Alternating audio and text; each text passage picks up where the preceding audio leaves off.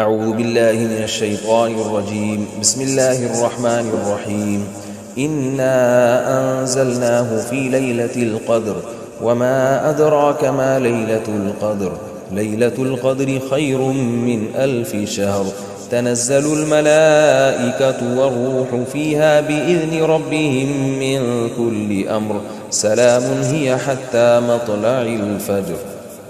بسم اللہ الرحمن الرحیم نحمده ونصلی علی رسوله الکریم انا انزلناه فی لیلۃ القدر وما ادراک ما لیلۃ القدر. اللہ تعالیٰ کی عادت ہے کہ اللہ تعالیٰ اس دنیا کے نظام کو مساوات کی بنیاد پہ اللہ نے اس نظام کو نہیں چلایا. سب ایک جیسے نہیں ہیں اس دنیا میں. اللہ تعالیٰ نے انسانوں کو تمام مخلوق پہ ترجیح عطا فرمائی ہے. پھر انسانوں میں بھی سب کو ایک جیسا مقام نہیں دیا. پیغمبروں کو اللہ تعالیٰ نے عام لوگوں پر فضیلت عطا فرمائی. پھر پیغمبروں کو بھی ایک جیسا مقام نہیں دیا. اللہ تعالیٰ نے پیغمبروں میں حضرت ابراہیم علیہ السلام، موسیٰ علیہ السلام، عیسیٰ علیہ السلام اور سید الانبیاء محمد صلی اللہ علیہ وسلم کو باقی پیغمبروں پر فضیلت عطا فرمائی. اور پھر ان چاروں کو بھی ایک جیسا مقام اللہ نے نہیں دیا. ان میں سب سے افضل مقام اللہ نے اپنے حبیب محمد صلی اللہ علیہ وسلم کو عطا فرمایا. تو جیسے اللہ تعالیٰ کی عادت ہے کہ انسانوں میں اللہ نے فرق رکھا، مخلوق میں فرق رکھا، تو اللہ تعالیٰ نے اسی طرح اس زمین کے خطوں میں فرق رکھا ہے. اس زمین میں سارے خطے ایک جیسے نہیں ہیں. مسجد کو اللہ نے عام جگہوں پر فضیلت دی. پھر مسجدوں میں مسجد اقصیٰ، مسجد نبوی اور مسجد حرام کو اللہ نے باقی مسجدوں پر فضیلت دی. اور ان تین مسجدوں میں بھی اللہ نے سب سے زیادہ فضیلت مسجد حرام کو دی جہاں بیت اللہ ہے. اور اتنی بڑی فضیلت دی کہ مسجد حرام میں ایک نماز کا ثواب 1,00,000 نمازوں کے برابر قرار دیا گیا. اور علماء کہتے ہیں صرف نماز ہی نہیں ہے بلکہ ایک نیکی کا ثواب اللہ نے مسجد حرام میں 1,00,000 نیکیوں کے برابر رکھا ہے. تو اسی طرح اللہ تعالیٰ نے جو اوقات ہیں، وقت ہیں، ان کو بھی ایک جیسا نہیں رکھا. اللہ تعالیٰ نے ہفتے کے دنوں میں جمعے کے دن کو ان بقیہ 6 دنوں پر اللہ نے فضیلت عطا فرمائی ہے. پھر اللہ نے مہینوں میں تمام مہینوں پر رمضان المبارک کو فضیلت عطا فرمائی ہے. آپ رمضان میں جب کوئی نیکی کرتے ہیں تو پورے سال کی نیکی ایک طرف اور رمضان کی نیکی ایک طرف، کئی گنا اجر اس کا بڑھ جاتا ہے. اسی طرح سے اللہ رب العزت نے پورے رمضان کو بھی ایک جیسا نہیں رکھا بلکہ اللہ نے رمضان کے آخری عشرے کو پچھلے 2 عشروں پہ اللہ نے فضیلت دی ہے کہ رمضان کے آخری عشرے میں عبادت کا ثواب بقیہ 2 عشروں سے زیادہ ہے. یہی وجہ ہے کہ آپ صلی اللہ علیہ وسلم رمضان کے آخری عشرے میں شد میزرہ، امی عائشہ رضی اللہ تعالیٰ عنہ فرماتی ہیں تہبند کس لیا کرتے تھے. یہ کنایہ ہے عبادت سے کہ بالکل پوری رات آپ صلی اللہ علیہ وسلم عبادت کیا کرتے تھے. اور کمال کی بات یہ ہے کہ رمضان کے آخری عشرے کی جو 10 راتیں ہیں یا 9 راتیں ہیں، ان میں بھی پھر اللہ نے 9 کو برابر نہیں قرار دیا بلکہ ان میں ایک رات ایسی اللہ نے بنائی جو پورے رمضان کی تمام راتوں سے افضل اور پورے سال کی تمام راتوں سے افضل، اور اس کا نام بھی اللہ نے خود متعین کیا کہ اس کا نام ہے لیلۃ القدر. قدر کا مطلب مرتبے والی، قدر و منزلت والی، اونچے مقام والی رات. تو یہ اللہ کی عادت ہے کہ جیسے آپ دیکھتے ہیں کہ مختلف قسم کی کمپنیاں مختلف پیکیجز نکالتی ہیں اپنی پروڈکٹ کو سیل کرنے کے لیے، لوگوں کو فائدہ پہنچانے کے لیے، خود پیسے کمانے کے لیے. اللہ کو ہماری ضرورت نہیں ہے ہماری عبادت کی. اللہ کو اس بات کی ضرورت نہیں ہے کہ ہم اس کی عبادت کریں تو اس کو کوئی فائدہ ہوگا. لیکن اللہ ہمیں فائدہ پہنچانے کے لیے، ہمیں عبادت کی طرف لانے کے لیے، ہماری تربیت کے لیے کہ یہ کسی طرح کسی بہانے آ جائیں. جیسے دیکھیں مارکیٹوں میں سیل لگتی ہے نا، چیزیں سستی ہو جاتی ہیں. کمپنی کا تو اس میں اپنا مفاد ہوتا ہے، تو غریب سے غریب آدمی بھی اس سیل کی وجہ سے سستے میں وہ چیزیں خریدنا شروع کر دیتے ہیں. تو اللہ تعالیٰ کا تو کوئی مفاد نہیں ہے ہم سے، لیکن اللہ ہمیں فائدہ پہنچانے کے لیے مختلف قسم کے پیکیج دیتے ہیں کہ آؤ رمضان کا ایک پیکیج ہے جس میں گناہ گاروں کو توبہ کی توفیق ملتی ہے. پورے سال کچھ نہیں کیا تو کچھ رمضان میں کر لو. پورے سال مسجد میں عبادت کی توفیق نہیں ملی تو چلو عمرہ کی آج تمہیں توفیق ملی، مسجد حرام میں عبادت کر لو، یہاں تو میں 1 پر 1,00,000 تمہیں دوں گا. تو یہ جو اللہ کی طرف سے پیکیج ہمیں ملتے ہیں یہ اللہ کے فائدے کے لیے نہیں، ہمارے فائدے کے لیے کہ ہم جیسے نالائق شاید ثواب کا سن کے کہ بھئی ایک نیکی کا ثواب بہت زیادہ بڑھا چڑھا کر دیا جا رہا ہے تو جیسے مارکیٹوں میں غریب آدمی بھی وہ اس جو ہے پیکج کی وجہ سے خریداری کے لیے پہنچ جاتا ہے، تو اسی طرح جو بھی آخرت کی لالچ رکھنے والے لوگ ہیں، اگرچہ وہ گنہگار ہیں لیکن اس پیکج سے فائدہ اٹھانے کا اللہ ان کو موقع دیتا ہے. پورے سال کچھ نہیں کیا تو اب آؤ، میری طرف سے سیل لگی ہوئی ہے، میری طرف سے ایک ایک نیکی پہ لاکھوں نیکیاں دی جا رہی ہیں، آؤ میری طرف اور اس بہانے کچھ عبادت کر لو. تو عقل مند لوگ اللہ کی اس آفر سے فائدہ اٹھاتے ہیں، اللہ کی طرف سے پیش کردہ اس آفر سے اور اللہ کی اس رحمت سے فائدہ اٹھاتے ہیں. تو وہ رحمت کیا ہے؟ قرآن نے اس رحمت کو بیان کیا کہ یہ جو لیلۃ القدر کی رات ہے یہ اللہ کی طرف سے اتنا بہترین پیکج ہے کہ قرآن خود اس کا تذکرہ کرتا ہے، لیلۃ القدر خیر من الف شہر. فرمایا کہ اللہ کہہ رہا ہے کہ کسی نے 1000 مہینے عبادت کی، جو تقریباً 83 سال بنتے ہیں، تو 83 سال کی عبادت کا اجر ایک طرف اور اس ایک رات کی عبادت کا اجر ایک طرف. آپ بتائیے کتنا بہترین اللہ کی طرف سے یہ اللہ کی رحمت کا معاملہ ہے اور اللہ کی طرف سے یہ کتنا بہترین پیکج ہے. تو اتنا زیادہ اس میں ثواب، اور اللہ نے بتایا کہ یہ ایسی برکت والی رات ہے. 2 جگہ قرآن نے اس کا تذکرہ کیا، انا انزلناہ فی لیلۃ مبارکہ، کہ ہم نے اس رات میں قرآن کو نازل کیا اور یہ برکت والی رات ہے. ایک جگہ قرآن کہہ رہا ہے برکت والی رات، ایک جگہ قرآن کہہ رہا ہے قدر و منزلت والی رات، اور دونوں جگہ قرآن کہہ رہا ہے کہ ہم نے اس رات کی سلیکشن کی ہے قرآن کو نازل کرنے کے لیے. تو ایک فضیلت تو اس رات کی یہ ہے کہ اس میں عبادت کا اجر ہزاروں گنا بڑھ جاتا ہے. آپ 83 سال مسلسل عبادت کرتے رہیں اور اس ایک رات میں آپ عبادت کریں تو اللہ کی رحمت ہے کہ اس ایک رات کی عبادت کا ثواب 83 سال کی عبادت کے برابر ہو جائے گا.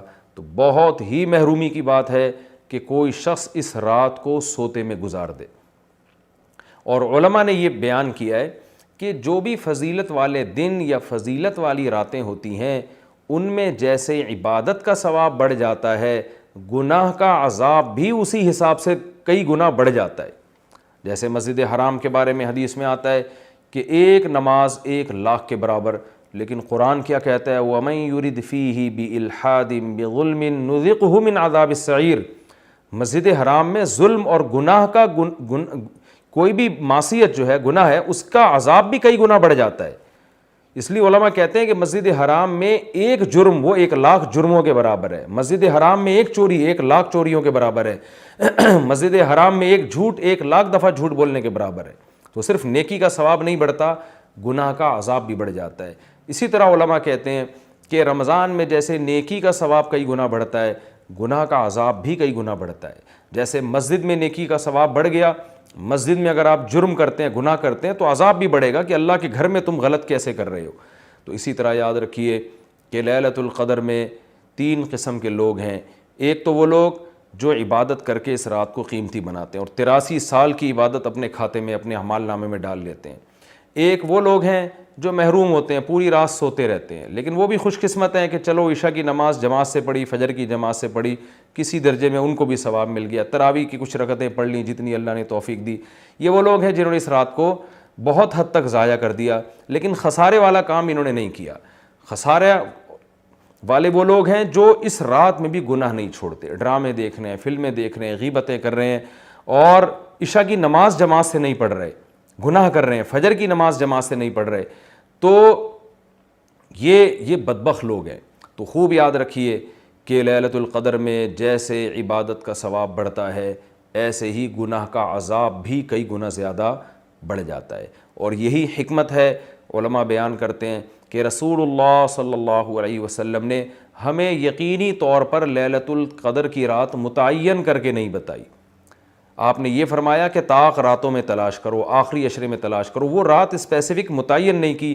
اس میں یہی حکمت علماء بیان کرتے ہیں کہ اگر وہ رات متعین کر دی جاتی اور پھر اس میں اس رات میں کوئی پوری رات سو کے ضائع کرتا تو اللہ کی اس پر حجت تام ہو جاتی. اللہ کہتے تجھے تو پتہ تھا کہ آج لیلۃ القدر کی رات ہے، تو نے آج گناہ کیسے کیا، تو نے اس رات کو ضائع کیسے کیا، تو اور زیادہ عذاب آ سکتا تھا. ایسا نہ ہوتا کہ دنیا میں ہی عذاب آ جاتا. تو اس لیے اللہ نے اس کو مخفی کر دیا کہ تھوڑا سا کنفیوژن میں ڈال دیا کہ تاکہ اس میں اگر کوئی اس رات کو ضائع کرتا ہے تو اس کو یقینی طور پر افسوس نہ ہو کہ ہو سکتا ہے وہ یہ سوچے شاید آج کی رات نہ ہو بلکہ ہو سکتا ہے کل یا پرسوں کی رات لیلۃ القدر ہو جائے. تو ایک حکمت تو علماء یہ بیان کرتے ہیں.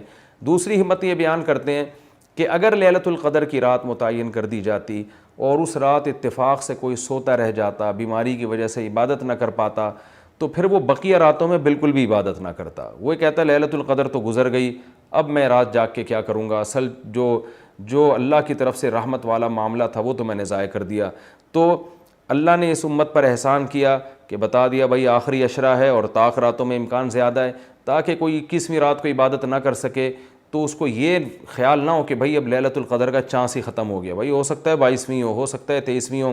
تو اس لالچ میں, اس امید میں وہ 10 کی 10 راتیں عبادت کرے گا.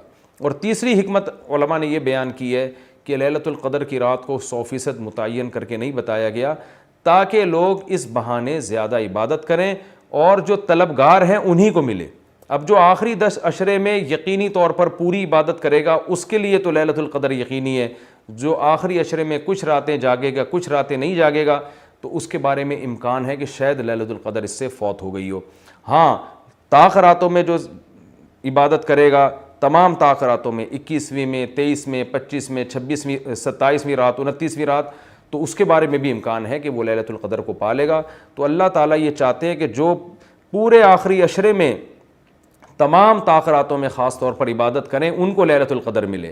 تو اگر اللہ رات متعین کر دیتے تو پھر تو ہر آدمی اس لیلۃ القدر میں جاگ لیتا, لیکن اللہ نے نظام ایسا بنایا کہ بھائی جو طلب کرے گا اور تمام راتیں جاگے گا اس کو تو یقینی طور پر لیلۃ القدر ملے گی, اور جو تمام راتوں میں عبادت کا اہتمام نہیں کرے گا تو اس کے لیے معاملہ مشکوک ہے, امکان ہے کہ مل جائے, امکان یہ بھی ہے کہ نہ ملے. تو اس لیے بھی علماء کہتے ہیں کہ لیلۃ القدر کی یقینی طور پر تعیین نہیں کی گئی. بہرحال بہت کثرت سے اس بارے میں روایات ہیں جن میں آتا ہے کہ رمضان کے آخری عشرے میں اور رمضان کی طاق راتوں میں خاص طور پر آپ صلی اللہ علیہ وسلم نے فرمایا کہ لیلۃ القدر کو تلاش کرو. تو ہمیں لیلۃ القدر میں کرنا کیا ہے؟ اس میں کچھ بدعتیں بھی پھیلی ہوئی ہیں, جتھے بنا کے مسجدوں میں جانا اور اجتماعی عبادتیں کرنا, یہ تمام چیزیں اسلاف سے ثابت نہیں ہیں اور ان کو دین سمجھ کے کریں گے یہ بدعت ہو جائیں گی, سنت سے دور ہیں یہ سب چیزیں. انفرادی عبادت ہونی چاہیے, نماز کا کوئی الگ سے مخصوص طریقہ ثابت نہیں ہے لیلۃ القدر کی رات میں. جو طریقے سے عام آپ نمازیں پڑھ رہے ہیں وہی اسی طریقے سے, یہ نہیں کہ پہلی رکعت میں یہ صورت دوسری میں یہ صورت, یہ تمام چیزیں لوگوں میں پھیلی ہوئی ہیں, یہ بدعت ہیں, ان کا حقیقت سے سنت سے کوئی تعلق نہیں ہے. تلاوت کریں, دعائیں مانگیں اور تہجد کی نماز پڑھیں, جتنے نوافل اللہ آپ کو توفیق دیتا ہے آپ جیسے عام معمول ہے نوافل پڑھنے کا اسی طرح پڑھیں, اور بہتر ہے گھر میں عبادت کریں. گھر میں اگر مشکل ہو رہی ہے تو مسجد میں بھی جا سکتے ہیں, لیکن نوافل گھر میں پڑھنا یہ مسجد میں پڑھنے سے زیادہ افضل ہے. مسجد میں شور شرابہ کرنا, لیلۃ القدر کے نام پہ جتھے بنا کے بیٹھنا, پھر لیلۃ القدر کی رات پہ پوری رات پروگرام چلنا مسجدوں میں, یہ سب چیزیں لوگوں کو عبادت سے غافل کرنے والی ہیں. بیان بھی ہونے چاہیے مختصر, آدھا گھنٹہ ہو گیا 1 گھنٹہ ہو گیا, باقی وقت عبادت میں لگانا چاہیے. دوسری بات یہ کہ اتنی کثرت سے عبادت کرنا کہ آپ کا دماغ ہی خراب ہونا شروع ہو جائے, نیند سے حالت خراب ہو جائے, تو یہ بھی ٹھیک نہیں ہے. کچھ دیر آرام بھی کرنا چاہیے تاکہ جتنی عبادت ہو وہ طبیعت میں نشاط کے ساتھ اور فریشنس کے ساتھ ہو, آپ اس میں ٹینشن میں نہ آ رہے ہوں. اور ایک اہم بات یہ بھی ہے کہ اصل عبادت گناہ چھوڑنا ہے. آپ صلی اللہ علیہ وسلم نے لیلۃ القدر میں ہمیں جو دعا سکھائی ہے اس دعا کا مفہوم بھی یہی ہے. صحیح حدیث میں دعا آتی ہے کہ لیلۃ القدر میں یہ دعا مانگو, اللہم انک عفو تحب العفو فاعف عنا, اے اللہ تو سراپا معافی ہے, معافی کو پسند کرتا ہے, ہمارے گناہوں کو معاف کر دے. تو اس سے پتہ چلتا ہے کہ لیلۃ القدر میں نبی ہمیں یہ سکھا رہے ہیں, یہ سمجھا رہے ہیں کہ گناہوں سے توبہ کرنی ہے, معافی مانگنی ہے. ظاہر ہے جس جرم سے معافی مانگی جاتی ہے تو اسی بیس پہ مانگی جاتی ہے نا کہ آئندہ آپ چھوڑنے کا عہد کر رہے ہو. آپ نے کسی کا دل دکھایا, کسی کو ٹینشن دی, اب آپ اس سے سوری کر رہے ہیں, وہ کہتا ہے ٹھیک ہے آئندہ ٹینشن نہیں دینا, آپ کہتے ہیں دوں گا تو میں آئندہ بھی تمہیں ٹینشن, تو وہ کہے گا پھر یہ تو معافی نہیں, یہ تو معافی کے نام پہ مذاق ہو گیا بھائی. تو نبی جو ہمیں دعا سکھا رہے ہیں اس میں اصل بتا رہے ہیں کہ لیلۃ القدر کی رات میں اللہ سے دعائیں مانگ کر توبہ کرنی ہے. تو اس رات میں آپ عبادت کریں, اللہ سے دعا مانگیں, اور دعا کیا مانگیں کہ اللہ جو گناہ ہماری زندگی میں ہیں ان سے ہم توبہ کرتے ہیں اور آئندہ ہمیں ان سے بچنے کی توفیق عطا فرما.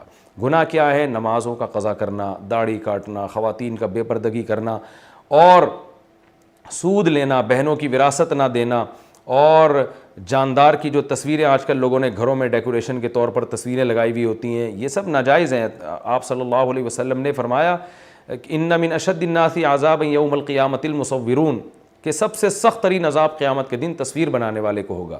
ڈیجیٹل کیمرے کی تصویر میں تو بہت اچھا خاصا علماء کا اختلاف ہے کہ ہماری رائے یہ کہ تصویر میں داخل نہیں ہے، لیکن جو پرنٹڈ تصویر ہوتی ہے اور کسی شرعی عذر کے بغیر ہو، ایک تصویر کسی ضرورت سے ہوتی ہے، بلا وجہ شو بازیوں کے لیے اپنے باپ داداؤں کی تصویریں دیواروں پہ سجانا، یہ فیشن ہمارے یہاں بنتا چلا جا رہا ہے۔ اور جو بت بنے ہوئے ہوتے ہیں تصویر کے نام پہ، وہ بھی اسلام میں حرام ہے۔ تو ان سب چیزوں سے ہمیں لیلۃ القدر میں توبہ کرنی ہے، شراب سے، زنا سے، بدنظری سے، والدین کی نافرمانی سے، رشتہ داری توڑنے سے۔ آپ صلی اللہ علیہ وسلم نے فرمایا جو خونی رشتوں کو توڑتا ہے وہ جنت میں داخل نہیں ہوگا۔ لیلۃ القدر کی رات میں آپ اپنے خونی رشتوں کو منا لیں۔ اس رات میں آپ اگر رشتے کو جوڑیں گے، اس کا ثواب کئی گنا زیادہ ملے گا، اس کی برکتیں بہت زیادہ ہوں گی۔ تو اس رات میں صدقہ خیرات بھی کرنا چاہیے، اور ان تمام جرائم سے، نماز چھوڑنے کا گناہ، سود کا گناہ، وراثت کھانے کا گناہ، جو بھی ناپ تول میں کمی کا گناہ، آپ اگر کسی ادارے میں جاب کرتے ہیں، آپ تنخواہ پوری لے رہے ہیں مگر آپ کام میں ڈنڈی مار رہے ہیں، یہ خیانت ہے جس سے قرآن نے روکا ہے۔ یہ بھی ایک جرم ہے، اس جرم سے بھی ہم نے اس رات میں توبہ کرنی ہے۔ اگر کوئی کرایہ دار مالک مکان کے گھر کو امانت کے طور پہ استعمال نہیں کرتا، یہ بھی امانت میں خیانت ہے۔ اور اگر مالک مکان کرایہ دار کو تنگ کرتا ہے، یا کرایہ دار مالک مکان کو ٹائم پہ کرایہ نہیں دیتا، یہ بھی جرم ہے جس کو قرآن بیان کرتا ہے امانت میں خیانت۔ تو جہاں بھی دو آدمیوں کا معاملہ ہو رہا ہے اور اس میں آپ ڈنڈی مار رہے ہیں، یہ بہت بڑا جرم ہے۔ قرآن میں اہل جنت کی یہ صفات بیان نہیں کی گئی ہیں۔ تو اخلاق کو اپنے درست کرنا، آپ صلی اللہ علیہ وسلم نے فرمایا منافق کی 3 نشانیاں ہیں: بات کرتا ہے، جھوٹ بولتا ہے، امانت دی جائے تو خیانت کرتا ہے، اور جب کسی سے بحث مباحثہ کرتا ہے تو گالم گلوچ پہ آ جاتا ہے۔ آج دیکھیں دفتروں میں کیا حال ہے، بات بات پہ گالیاں، ذرا سا کوئی مسئلہ ہوتا ہے فوش فوش گالیاں نکالنا شروع کر دیتے ہیں۔ تو یہ تمام چیزیں ایسی ہیں جن سے ہمیں اس رات میں توبہ کرنی ہے۔ اللہ تعالیٰ سے دعا ہے کہ لیلۃ القدر کی رات اللہ ہم سب کے لیے خیر اور برکت والی بنائے، اور اس رات میں ہمیں عبادت کی توفیق عطا فرمائے، اور اس رات میں ہمیں گناہوں سے سچی توبہ کی توفیق عطا فرمائے۔ وما علینا